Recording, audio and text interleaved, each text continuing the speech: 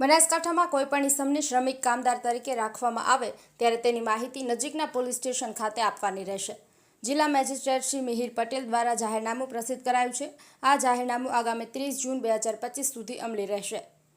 જાહેર શાંતિ અને સલામતીના ભાગરૂપે બનાસકાંઠા જિલ્લા મેજિસ્ટ્રેટ મિહિર પટેલ દ્વારા ભારતીય નાગરિક સુરક્ષા સંહિતા 2023ની કલમ 163 અન્વયે મળેલી સત્તાની રૂએ સમગ્ર બનાસકાંઠા જિલ્લામાં કોઈપણ વ્યક્તિ દ્વારા કોઈપણ ઇસમને શ્રમિક કે કામદાર તરીકે રાખવામાં આવે ત્યારે આવા ઇસમો અંગેની માહિતી તથા ફોટોગ્રાફ સાથે જે તે વિસ્તારના પોલીસ સ્ટેશન ખાતે આપવાની રહેશે તેમ જાહેરનામું પ્રસિદ્ધ કરાયું છે.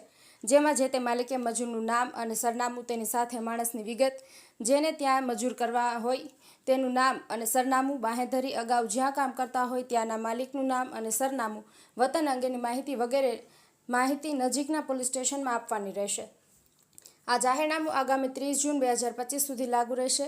આ હુકમ અન્વયે બનાસકાંઠા જિલ્લામાં ફરજ બજાવતા પોલીસ અધિક્ષક દરજ્જાથી પોલીસ સબ ઇન્સ્પેક્ટર સુધીનો હોદ્દો ધરાવનાર તમામ અધિકારીઓને આ જાહેરનામાનો ભંગ કરનાર ઇસમ સામે ભારતીય ન્યાય સંહિતા 2023ની કલમ 223 મુજબ ફરિયાદ માંડવા માટે અધિકૃત કરવામાં આવે છે. હસમુખ ધર્માણી, ડીસા.